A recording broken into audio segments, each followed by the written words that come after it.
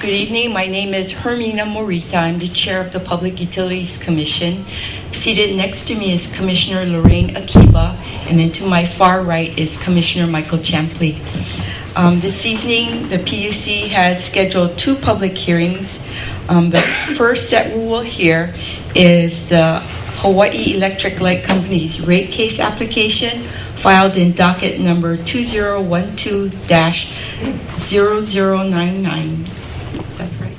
So I'd like to begin the public hearing on docket number 2012-0099, Hawaii Electric Light Company's approval of rate increases, revised rate schedule, and other tariff rules. Let's see, this application was filed on August 16th, 2012, and is requesting the Commission's approval of a general rate increase and other related matters.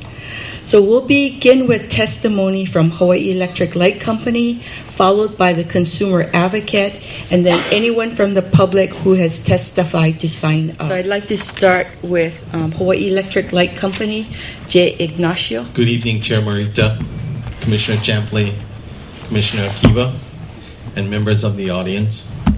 My name is Jay Ignacio. I'm the president of Hawaii Electric Light Company. I first want to thank all of our customers who came tonight to participate in this hearing. You're an important part of this process, and we appreciate you taking the time to share your thoughts. Along with my staff, I will be available after this public hearing to answer your questions or to hear your concerns. There's no question, economic recovery has been slow in Hawaii. We are still plagued by high oil prices, which are affecting the cost of transportation, many of our goods and services, and of course electricity. At HELCO, we've been taking measures to control our costs just like everyone else. We know it's difficult to consider a rate increase at any time. We do not take lightly our decision to ask for one. However, we need to maintain our electric system to integrate additional renewable energy and maintain reliable service.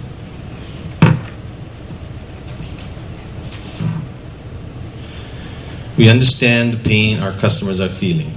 To stabilize and lower electric bills, we need to replace expensive imported oil with local renewable energy. HELCO is leading the way in this transition. More than 40% of the electricity used by our customers comes from renewable resources, and approximately more than 40% of the electricity used by our customers comes from renewable resources. Approximately 1,800 solar and wind systems have been installed under the company's net energy metering program. HELCO has integrated an additional 8 megawatts of geothermal energy from Puna Geothermal Ventures in early 2012 and plans to integrate an additional 21.5 megawatts of renewable biomass energy from Huhonua Bioenergy in late 2013. HELCO also plans to acquire up to 50 megawatts of dispatchable renewable geothermal firm capacity generation through the Geothermal Request for Proposal, which will be issued in the near future. To support the introduction of these clean forms of energy, we need to transform how we operate our systems and how we do business to ensure a smooth integration into our grid and the continuation of high-quality electrical service to our customers. Turn the volume up on the speaker, please. It's hard to hear back. Please. Thank you. Just a minute. Wait, can you hold it? Try it a little closer to your... Okay, I'll try and speak a little louder. Yeah, Is that better? Yeah, if we go too loud, it'll create feedback. You get feedback. We also want to make sure our customers receive the full benefit of renewable energy. Jay. Good. Right now, our customers are paying too much for some sources of renewable power because those purchase power contracts are based on the avoided cost of fossil fuel. This is not fair to our customers. We're asking renewable energy producers to renegotiate power contracts that are based on the avoided cost of fossil fuel. We ask these companies to consider the impact these high-priced contracts have on our customers. We also need to make sure our system remains in top working order. HELCO has invested millions of dollars for new facilities to continue to provide reliable electric service to our customers. We have an obligation to keep those systems maintained and in good working order for our customers, and we will do so. With that as a background, Let me discuss the specifics of this particular rate increase. HELCO is requesting an overall net increase of 4.2% or $19.8 million in base revenues. The company has filed this rate case to conform to the timeframe specified by the decoupling mechanism, our regulatory model which supports our transition to clean energy. Decoupling breaks the historic link between electricity usage and utility revenues, which removes the incentive to increase the use of electricity. This allows utilities to better support increased energy efficiency, conservation, and increased use of renewable energy resources. The decoupling mechanism requires each of the companies to file a rate case every 3 years, regardless of whether a rate increase is required, to reset the calculation of rates for each of the companies. HELCO's rate request will enable the company to pursue more renewable energy projects and clean energy integration programs, including advanced wind forecasting systems, computerized models and tools to analyze integration of more distributed customer-sited solar power on the grid, and enhanced sensors and tools to help system operators manage more variable clean energy on the grid. HELCO's rate request also includes funding for grid maintenance and system upgrades that are needed to provide safe and reliable service. We need to increase tree trimming, pole and line maintenance, and rebuild parts of our transmission system to better serve our customers. Our electric grid remains just as important for our customers as we increase the use of resources like photovoltaics, wind, geothermal, hydroelectric, biomass, and biofuels. We understand the difficulties high oil prices and a struggling economy have placed upon our customers, but we need to fulfill our commitments to integrate renewable energy and ensure a reliable electricity grid so this burden of oil dependence does not continue to plague our community in the future. What most of our customers will want to know is how will this increase affect my electric bill? HELCO's tiered rate structure would provide smaller percentage increases for those who use less electricity. For example, if the full request is approved, a typical 500 kilowatt hour monthly residential bill would increase by approximately $8.32. If approved, we anticipate a rate increase would not go into effect until mid-2013 at the earliest. Thank you for this opportunity to briefly describe our rate increase application. As mentioned earlier, we will be available after the public hearing to answer your questions and concerns. Thank you. Okay, thank you, Mr. Ignacio. Next is Jeffrey Ono, the consumer advocate. My name is Jeff Ono. I am the Executive Director of the Division of Consumer Advocacy for the Department of Commerce and Consumer Affairs for the state of Hawaii. I'm going to stand on my written testimony, but I did want to explain to everyone here the role of the consumer advocate. The consumer advocate represents the consumer's interests in public utility matters by advocating for reliable service at reasonable customer costs. This evening, we are here to listen. I'm here to listen to your concerns concerning HELCO's request for a rate increase. Pursuant to our statutory mandate, the consumer advocate intends to take an independent look at the company's request for PUC approval of this proposed rate increase. We will evaluate whether there is a justified need for the proposed increases in rates and whether the proposed rates are reasonable, just, and necessary to ensure the provision of reliable service. After completing our review, we will file direct testimonies with the Commission explaining our analysis and recommendations. While we have begun our investigation, we have not completed our analysis and are not able to state our position on the merits concerning the company's request for a rate increase this evening. If an evidentiary hearing is held on the company's application, the consumer advocates and analysts will have an opportunity as witnesses to orally summarize their written testimonies before the Commission. Because an evidentiary hearing is a quasi-judicial process, the witnesses for both the company and the consumer advocate will be subject to thorough cross-examination.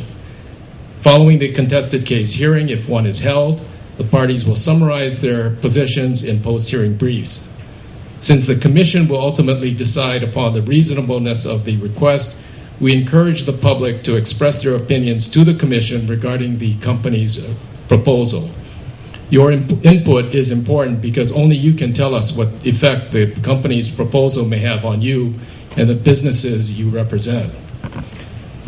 Now, I wanted to thank everybody for coming this evening, and I wanted to say that as we move forward, please feel free to contact the Consumer Advocate's Office at any time to share your thoughts, concerns, and questions concerning this matter or any other regulated utility matter. And let me provide you with our contact information. The best way to contact us is probably email consumeradvocate@dcca.hawaii.gov. That's consumeradvocate@dcca.hawaii.gov. Or you can always call. The number is 808-586-2800, 586-2800. Or if you prefer to write in your comments, 335 Merchant Street, number 326, Honolulu 96813. Thank you. And again, I ask you to face the commissioners when you're testifying. Okay, so thank you. Senator Malama Solomon.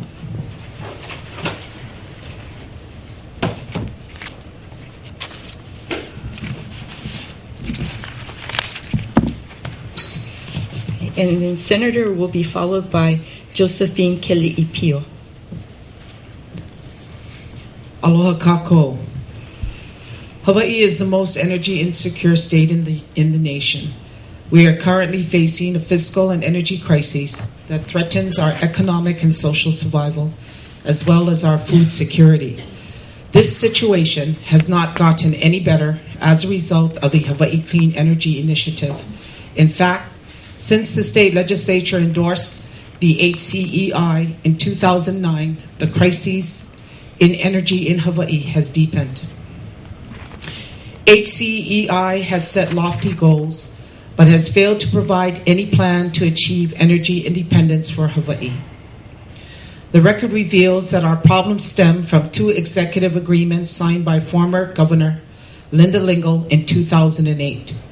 In January 2008, former Governor Lingle signed an overreaching energy agreement among the State of Hawaii Division of Consumer Advocacy of the Department of Commerce and Consumer Affairs and the Hawaiian Electric Companies with the U.S. Department of Energy, forming a state-federal partnership on energy in Hawaii. This agreement committed the parties to develop a partnership on energy and focused on 5 specifics. To look at the development of the abundant natural resources in Hawaii, to determine the structural transformation, to demonstrate and foster innovation, to create opportunity at all levels of society, to establish an open source learning model, and to build a workforce with cross-cutting skills. 10 months later, a second executive agreement was signed. This one was between former Governor Lingle on behalf of the state of Hawaii and the HELCO monopoly. The U.S. DOE signed this agreement, witnessing their support for the monopoly. Attached to the second agreement was a huge document that consisted of the HELCO business plan. The former Governor Lingle HELCO agreement conditioned our state's energy security on HELCO maintaining an energy transmission monopoly, HELCO maintaining their financial stability and profit margin, HELCO being allowed to pass on to ratepayers all of its business costs, and expansion of the HELCO transmission grid through underwater ocean cables, stringing the islands together with contracts for operation and maintenance of the underwater cable being the exclusive province of HELCO, despite the fact that the company had no experience in electrical... Excuse me, I'm almost finished. Okay, thank you. Thank you. An electrical transmission by underwater cable in Hawaii.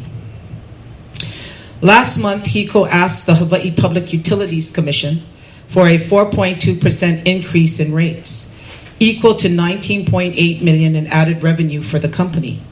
This would mean the average residential home on Hawaii Island using 500 kilowatts would see a bill for over $217 an increase of more than $8 over current rates.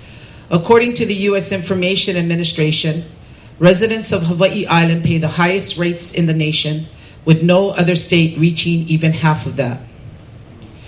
HELCO's parent company, Hawaii Electric Company, whom I was explaining in the previous remarks that I was cut short on, reported that in the second quarter, which ended on June 30th, it has earned $29.4 million in income for the common stock of its electric utilities.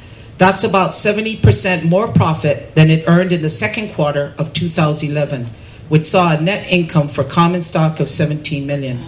Okay, Senator? Yes. Your time is up.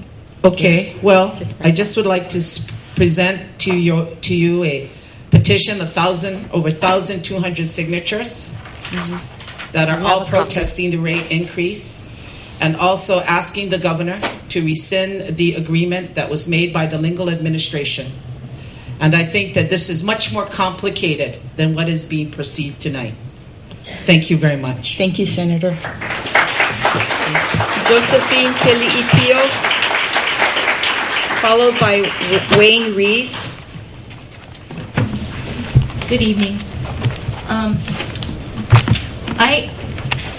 I brought my utility bill with me for October, and just to point out, Mrs. Keali'ipio, yes. closer to your mic. Oh, okay.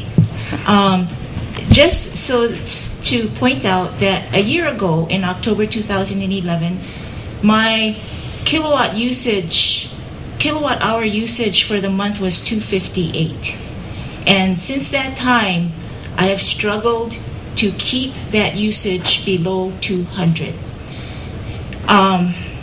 In order to, below 200 and below $100 per month, okay? And so I don't appreciate that HELCO is going to jack up the rates, regardless of if it's just a small percentage for me. It's still an increase, and I'm still every month trying to keep my bill below $100 and below 200 kilowatt hours usage, and I sacrifice a lot. I don't have a clothes dryer. When my solar water heater on my roof broke down, I didn't replace it. When my washer broke down, I didn't replace it for many reasons, but by not replacing all these, I managed to keep my utility usage down. So I sacrifice a lot for it. My October bill this month is $79, but like I said, I sacrifice a lot for it. I don't want to sacrifice a lot to keep HELCO investors, profiting from this increase. Thank you. Thank you, Mrs. Keali'ipio. Wayne Rees, followed by Albert Prados. My name is Wayne Rees. HELCO has made heavy profits for quite some time now. I heard something about 70% more profit this past year than the previous year. The company should be able to fund maintenance out of their current budget. They've been doing that all along. Why a rate increase is needed to continue maintenance that has been ongoing is beyond me. Also, HELCO should invest some of their own funds in order to provide some of the upgrades that they want to provide. This rate increase hits very heavily, very hard on people who can least afford it. If anything, what I would think is that the rate increases should hit those who have second homes and perhaps can afford it, more than people who are struggling to make ends meet. It's true that we're in a bad economy. A lot of people have lost jobs. We've got a hotel that's just closed. They're going to have workers there that are losing their jobs. They're going to have to pay their electric bill. These are the people that are going to be hurt. What we should be doing is charging the people that can afford it more for the increase. And the profits that HELCO is making, I don't think should be continued. Thank you. Representative Denny Kaufman, followed by Dick Matsumoto.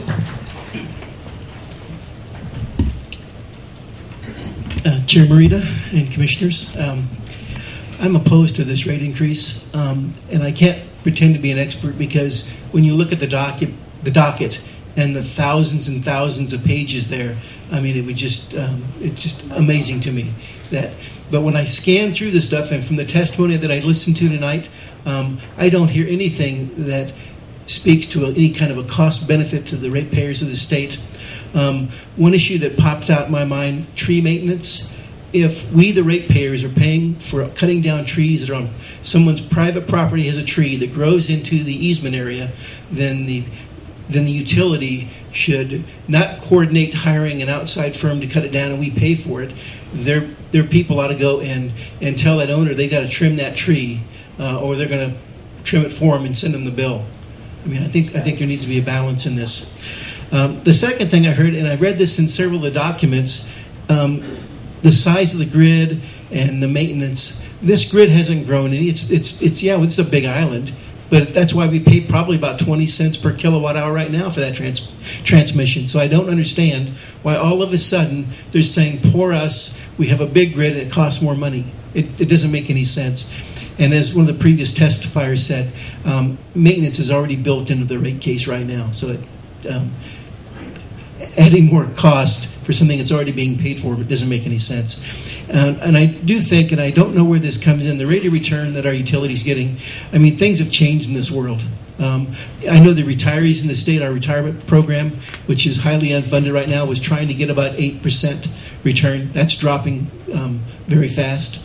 And I don't think any big company, anybody's making 8, 9, 10% return on investment. So I think we need to address that. I mean, it's just not in balance. And then going back to their talk about adding renewable energy projects to the grid, I mean, these really have to be looked at in a cost benefit. I mean, if there may be cost to do it, but the benefit ought to be lower cost to the ratepayers. So I asked the PUC and the commissioners to take a hard look at those facts. Okay, thank you. Okay. Thank you, Representative Kaufman. Dick Matsumoto, followed by... Hi, my name is Dick Matsumoto. I'm against this hike. You say you need to cost to maintain your facilities, continue to transition to renewable energy, and maintain company financial integrity. Well, all the profit you guys make, your financial integrity is very intact. Your rate increase at this time of record profits is not right. You should use those record profits that you already have to maintain your facilities, which should be maintained year-round. Then you need more money for the transition to renewable energy when you have your engineers supposedly doing this job. And why do you need advanced wind forecasting systems and computerized models? Why don't you just improve what you got, or have your engineers improve it? You guys always want to raise an increase for money you guys already made. You know, this is a financial burden on everyone, along with our poor economy and the poor decisions that you guys are making to put this increase on us. It's wrong, it's immoral, and you guys are so greedy. And all the reasons you gave earlier, Mr. Ignacio, don't even cut butter with it. I don't see how you could tell us that. The PUC, the consumer advocate, should not grant this increase, and they should discipline this HELCO for doing this to us. Thank you. Thank you, Mr. Matsumoto. Chair, Commission, my name is Dave Bateman. I am a Kona resident for over 7.5 years. Kona coffee farmer, Heavenly Hawaiian Farms. It's a very large farm, and we use a lot of power on our farm, and it's gotten to be pretty horrendous. I'm also a candidate for HD5. In my campaign, I have talked to hundreds and hundreds of people throughout District 5, from Kaulu all the way up to North Kona. And I'm finding that everyone, without exception, is telling me the hurt that they feel, the suffering that they're going through. They cannot use power when they need it, air conditioning, lights on at night, etc. This is a very serious problem out there. We are charging over 4 times what the national average for power is at 11 cents a kilowatt hour.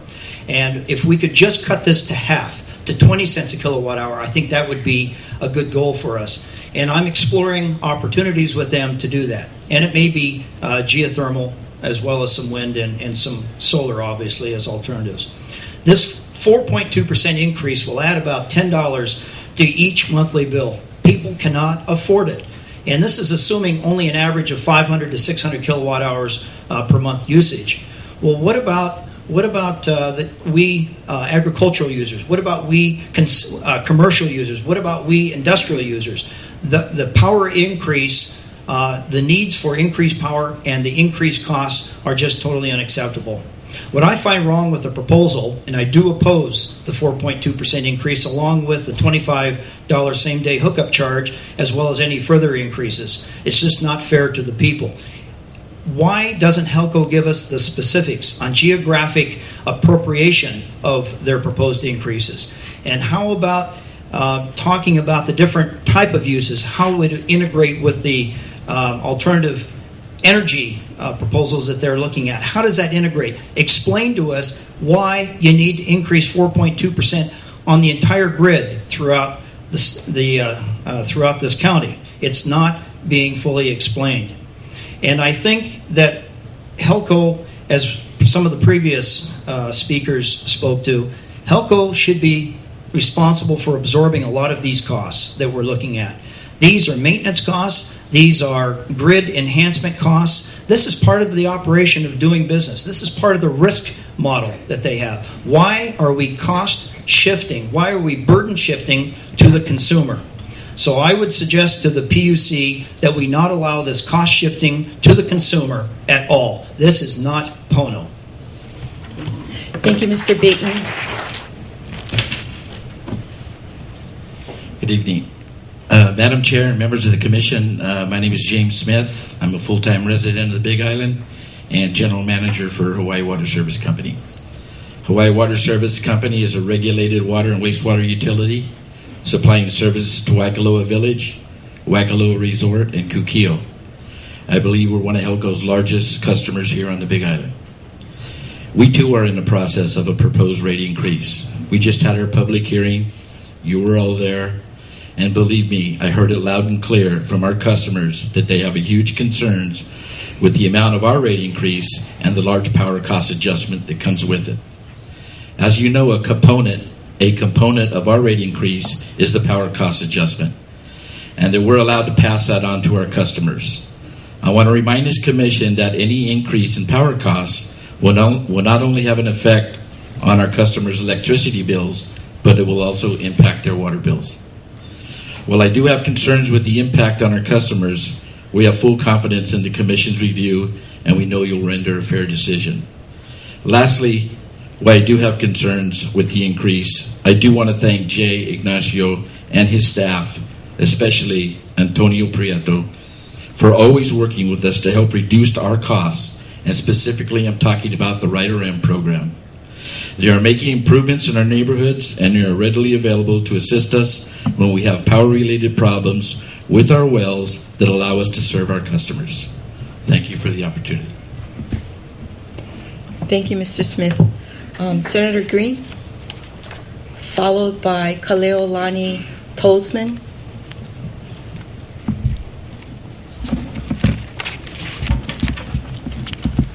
Aloha, Commissioners. Can everyone hear me okay? I sent you my formal comments a couple days ago, and I also sent a copy to the Governor. Thank you for being here. I want to be direct and brief. I sent those comments to express absolute opposition to any HELCO rate increase. I've had an interesting opportunity the past several months to speak to many people, about 7,000 people since August 16, 2012. And I can tell you, to a person, people are struggling. I really want to put this in human context. Even a small increase sends both a psychological message to them that's very difficult to accept. Really, I think, as a partner in the community, HELCO would have been better served to ask for a rate decrease, frankly. People are struggling, and it may sound like I'm being glib, but I'm not. When I speak to people, they're having a difficult time affording their gasoline, which is expensive here, their medications, which is very difficult to access when you're far away from Honolulu. People are having a difficult time making their mortgages. So for an individual to pay up to $100 more per per year, and a small business, of which many small businesses have actually gone out of business in the past 2 years during the recession, it's really a great challenge. And so in those human contexts, people have been losing jobs. Some people might say at HELCO that 4% increase isn't significant, but it really does end up being very significant for people that live in my community. I would also add that it's really just, it does smack of poor taste when there have been very significant corporate earnings and income in the last several quarters, because again, people have been losing jobs and having a hard time with just basic standard of living issues. So because of those several points, I would ask that you refuse this increase. I've asked the governor personally also to intervene and refuse it. And I would implore HELCO to rethink this request, come back, scale back, show themselves to be good community partners this quarter, and then when we really emerge from the recession significantly, then it's time to talk about what's necessary for them. But for now, this is an unacceptable request to increase rates on the people of West Hawaii. Thank you very much for having me today. Thank you, Senator. Kaleolani Tolsman, followed by Jim Poe. Aloha, I'm Kaleolani Tolsman, and I'm against the rate increase. I'm going to reference a few things in the past. I know Jay mentioned that they're trying to negotiate with their energy sources as well, but according to my notes, HELCO, given the blessing by the Public Utilities Commission, signed on to a 30-year power purchase agreement that ties electricity rates on the Big Island to the price of oil until at least 2027. So even if power is coming from the volcano, solar, or other savings, legally HELCO can and does charge the community at the going barrel price of oil. Mainly for that reason is why I'm against the rate increase, but for other reasons as well. Families can't afford it. Our electric bill averages between $420 and almost $500 a month. We don't even use a dryer. We hang our clothes. We use the power strips. So an increase of any amount would just be prohibitive. The other thing is that, you talk about building or doing maintenance and equipment, updating maintenance and equipment, that should be part of your budget. Every business has a budget and they plan for that. Building a new capital improvement is an amortized cost. That's also part of a budget plan. You have investors. You've already, your investors are very happy. You give them a profit every year and every quarter, seems like, and so they need to share in that aloha and start investing in what they're gaining their profits from.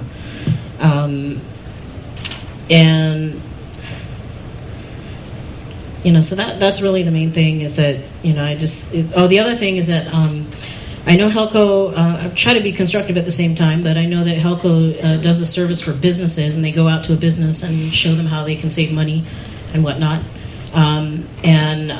When I recently had somebody come out to a school and show us how we could save money at the school, I asked them, do you by any chance do that for residents? And they don't. And it would be nice that, give back some of that aloha and maybe show some people how they can save money by doing that kind of a service. Thank you. Okay. I stopped coming to these things so long ago because I always felt the decisions were made before we even came to these things, guys. Because I've served on some boards, and non-paying boards, and volunteered my time. But I'm going to do it one more time. I really think something's wrong with the whole program here. I'm a small businessman in town. I've been in town 25 years. I pay not only a business electric bill, but a home electric bill. I'm not even taking a salary out of my business out to keep it afloat, guys. And what someone earlier said, that people are closing, and a big part of it is our overheads. So no one comes and helps me when my costs go up. So I think it's time our legislatures, gentlemen and ladies, do service us. We're the guys paying the bills. More people are going off the grid So all the people that stay on the grid, their price is going to continue to go up. So I think it's time government step to the plate and start taking care of the people. We're coming up to a new legislative session, and we can speak our mind all we want, but we should hold people responsible to take care of us. That's their job. You know, we elect people to take care of the people. And when someone can't even take a salary out of their business to keep their business flowing, and someone else gets to raise their prices and their increases to keep them afloat, something's wrong with this whole picture. And it's nothing new. This has been going on for 2 years. This recession's been going on for 2 years. And for people to come and say, well, we're going to increase your cost again, someone's got to be looking out for us. So I'd sure like to see someone step to the plate and help the consumer advocate get done what we need to get done in this next legislative session to lower the prices of our cost of electricity here, because a lot of people are leaving the islands. They can't even afford to live here anymore. So this is a big issue. But we can only speak our mind. But it's our legislatures and our appointees who have to really think about the little guy. So that's my manoa, okay? Manao. I always get corrected on that. But anyhow. Came from the heart. Yeah, it's what here that counts. Yeah. Thank you, Mr. Cole. Sandy Carr. I basically just have a couple of questions. Number one, am I correct in understanding that HELCO has a monopoly on supplying electrical service? Yes, they do. They have a monopoly, but they need a rate increase because they can't afford things? This smacks to me of gross incompetence. The 5 top executives from HELCO as of 2011 earned over $1.5 million in compensation. If they are that incompetent, they don't deserve it. And if they're asking us to pay more, they ought to take less because they haven't run the company in a proper manner. And that's what the Public Utility Commission ought to be looking into. And also telling us why we can't have competition on this island and have someone else supply us electrical service since HELCO can. Okay. Thank you, Mr. Santangelo. Good evening, Madam Chair, Commissioners, and ladies and gentlemen of the audience. I'm here today on behalf of WLW Development, the managing partner for Frame 10. We operate KB Extreme, a 16-lane bowling facility, arcade center, bar, and leased restaurant space. I had about a day to prepare for this, but I looked at all of our electric bills for the last 2 years. As some of you may know, we have done substantial improvements to our facilities over the last 3 years. We have retrofitted our entire facility with LED lights, digital thermostats on our AC equipment, and auto shut-off timers on most of our lighting. All of our arcade games are purchased with 90% power-efficient power supplies, and we have reduced our energy consumption by 300 kilowatt hours per day over the last 3 years. Now, the thing that bothers me, whenever a homeowner decides to put solar on their house, they do it for the potential reward. They're hoping to invest money and see return. Although we've been able to reduce our consumption by 300 kilowatt hours per day, our energy bill as of January 2010, between that point and September 2012, has increased by $9,785. Now, for me, that's kind of hard to see the reward in that. I mean, I can only imagine what it would be like if we did not do those changes. So, seeing that was over a 9-cent increase in kilowatt hours. They went from 30 cents per kilowatt hour to 39 cents. As an accountant, I'm kind of baffled by this. So I pulled up the Hawaii Electric Company's Form 10K last night, spent about 2 hours going through it, and over this same 2-year period, net income for common stockholders has increased from $79 million to $100 million. As a operator of a business, and on behalf of all of our tenants in the building that bear common area maintenance costs, I think we know where the cuts need to be made. That is all. Thank you for your time. Thank you, Mr. Higa. Roy Ebert, followed by Marianne Starr.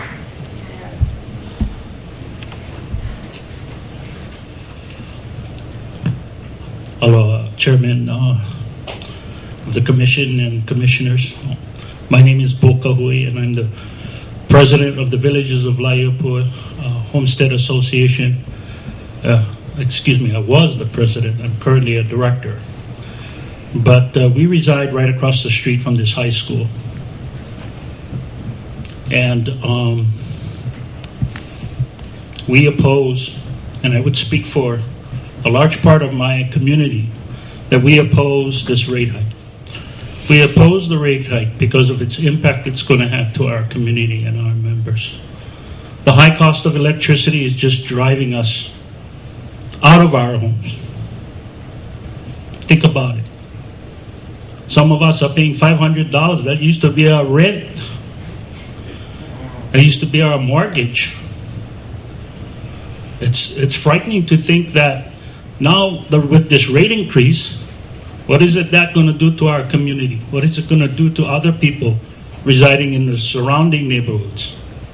What about HHFDC and all of the low-income families that live up there? Their rates got to go up. I think we're challenged with those impacts and how that's going to affect the overall community, the state, our county.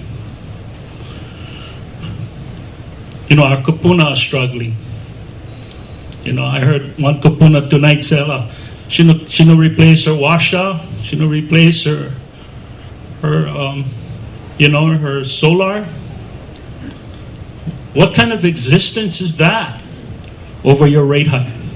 What is the quality of life for our members and our community? How is that measured by your profits or by the profits of HELCO? You guys got a tough job to do. I think when I look back into my earlier, younger days as an activist, I used to belong to the Protect Koholavi'ohana, fought, drugged, took people to the island, did a lot of work. And in my lifetime, I realized what a waste of time. Is it a waste of time to think that we might get that island back one day? In 1995, we got the island back. It's not impossible. I'm not a communist. I'm not a socialist. I'm a native Hawaiian trying to survive. But it is plausible to nationalize the HELCO company. The people should own it, not rate these stakeholders. The people should own it. And if I think that, is it possible for us to then take back the island? It could be possible for now us to take over HELCO. The people take over HELCO. Because it's going to take a really immense, measurable amount of energy to make this happen. And I think it's possible like it was in 1995. In closing, I can remember the kukui, that light that was first opened up at the Iolani Palace. And I'll just say this, that might have seemed like a gift from God. The power, the source, how that worked. That's why I say I think this source, this energy that you guys seem to harness and charge us to pay for and to increase the rate is challenging. So we oppose it. I think we got to nationalize the power source and the power grid and break the monopoly for HELCO. Thank you. Okay, thank you, Mr. Kahui. Ben Dysart, followed by David Ross. David Ross, followed by Dusty Tubbs.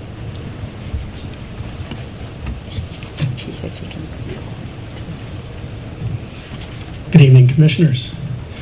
I agree with one of the previous speakers that you guys have what I would consider to be an impossible job. I think 3 people is too few.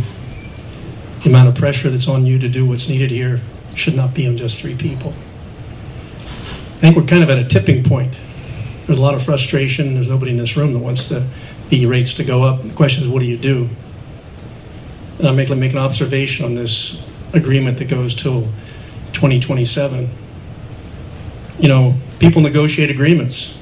Some people are better at negotiating than others. That was obviously very good for HELCO. Was it good for the consumer? No. Who was watching the hen house? 3 people, and maybe it wasn't you 3, but whoever the 3 were, they're maxed out in terms of the talent and the skill and the big reports. We know enough about big reports that are thousands of pages long to come in and try and digest it. I don't have any idea how you could possibly be expected to digest that and really make a fair assessment on behalf of us. It's not realistic.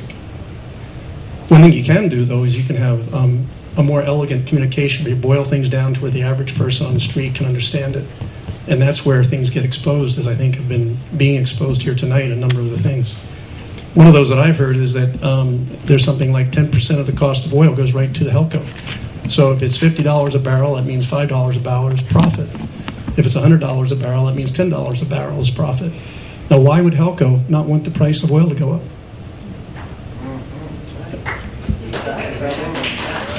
No, that's the way it is. Now, the question is, how do you correct that? The 3 of you are supposedly going to figure this out and correct it. That's not realistic. So I'd like to suggest that I think we're in a season here, we're at a tipping point. And we need to think out of the box and restructure the entire utility industry in the state. There's been a number of people that have proposed different ways that might be done. There's different combinations of alternative energy that can be used. There's all the politics of it. But I think the idea of competition is important.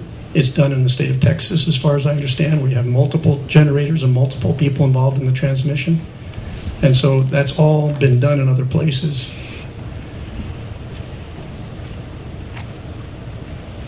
So I would say, as one speaker earlier said, that the profits for HELCO went from $79 million to $100 million in the last 2 years. That's a 25% increase, and they're wanting another increase when all the other points have been made. To be able to do that, right? To be able to do that, we have to completely restructure how you guys have the support and the whole way this thing's looked at. Hopefully, our legislators will consider doing that. Thank you. Thank you, Mr. Ross. Aloha, Commissioners. My name is Vivian Landrum, and I'm the President CEO of the Konokohala Chamber of Commerce. We represent over 500 business members, and we are the leading business advocacy organization on the west side of Hawaii Island. We also actively work to enhance the environment, unique lifestyle, and quality of life in West Hawaii for both residents and visitors alike. Our membership is comprised of small, medium, and large businesses, with the majority of those being small businesses comprised of 10 or less employees. We are pleased to have HELCO as a member, and we support their clean energy initiatives. We also recognize the leadership role they play with respect to our island leading the state in renewable energy. But I'm here tonight to speak about our business community's constant challenge, and that is the cost of doing business. Utility costs make up a large portion of those costs. When rates increase, they affect operating costs and business profits.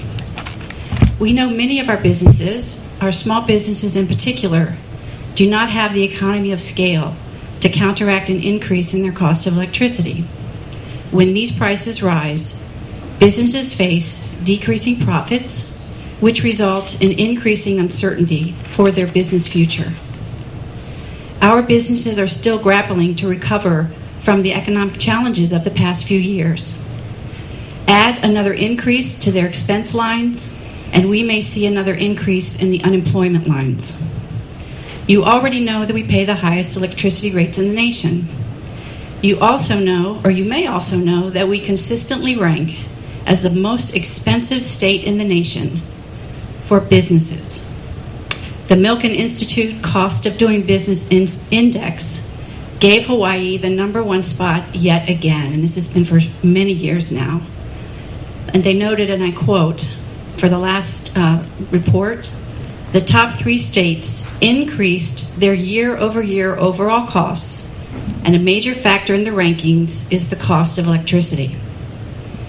Also, according to a CNBC special report titled Cost of Doing Business 2011, Hawaii ranked dead last, number 50.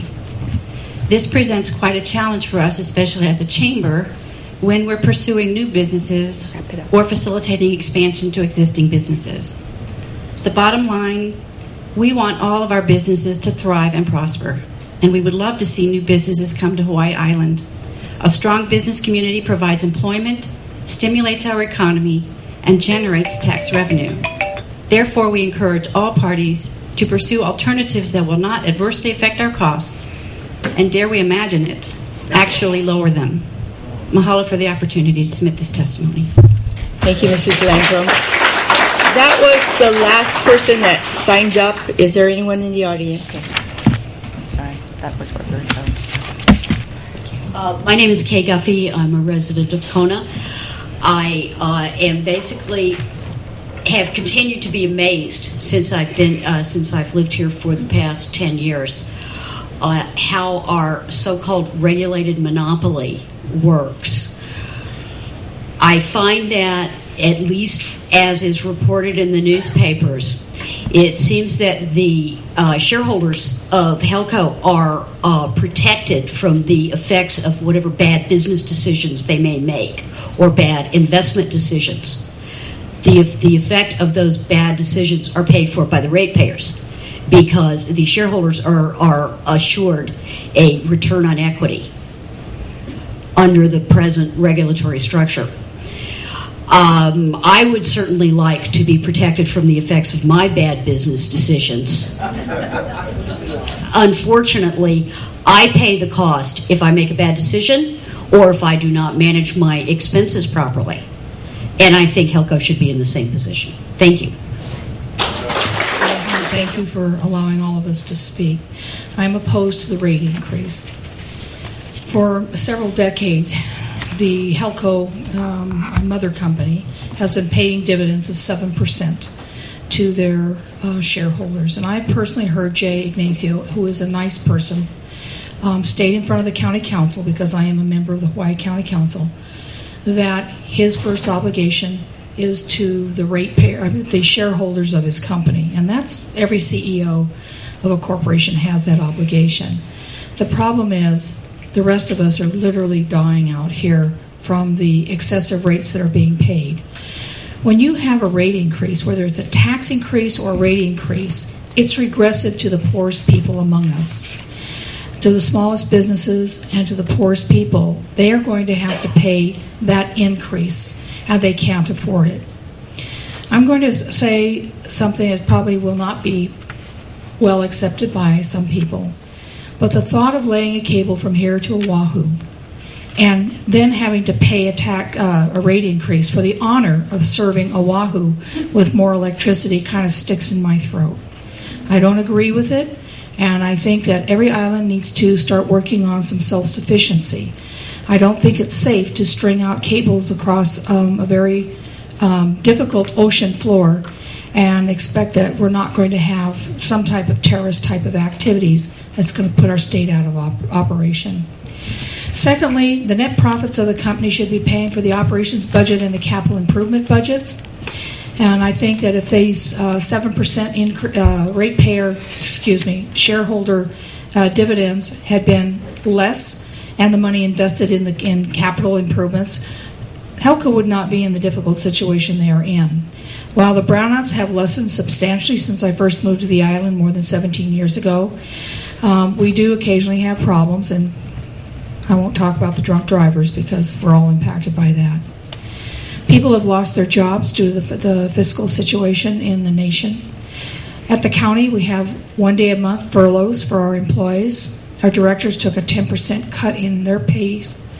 But I don't believe any of the HELCO directors or the CEO and the top officers have taken any cuts in pay. I would like you to look at whether or not they're getting any performance bonuses. I don't know if they are. If they are not, then they should never get it. And I don't think that they should be giving any of those type of payments to the HELCO directors of even the mother company. No bonuses. And if they're going to be paid anything, maybe $1 per barrel is all that they should be as a handling fee. But we need to get these rates down, and the PUC is the only entity in the state that can protect the consumers, and that's what we expect you to do, is to protect us and not the shareholders of that company. Thank you. Okay, thank you. Okay, before I adjourn this portion of the public hearing, I just want to correct the statement that we heard last night, and again it was made today. The reference to the 30% employee discount. The 30% employee discount was disallowed in the last rate case, so it no longer exists. Okay.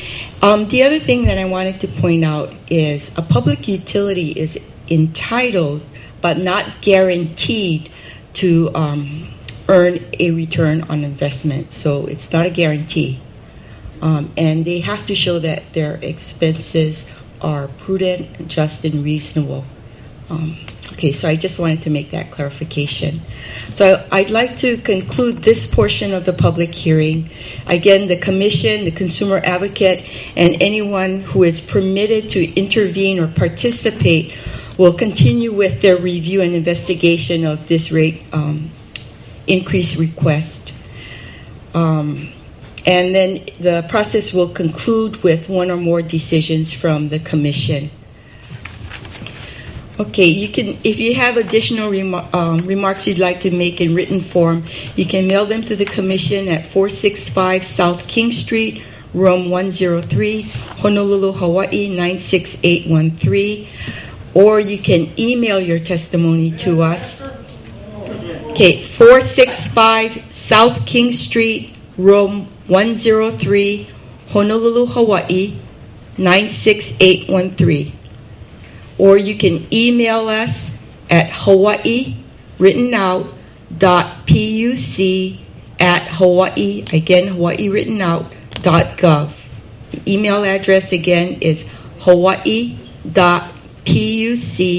at hawaii.gov. So I'd like to conclude this portion of this public hearing for this docket, and we'll take a 15-minute break and then we'll start the next docket. Thank you.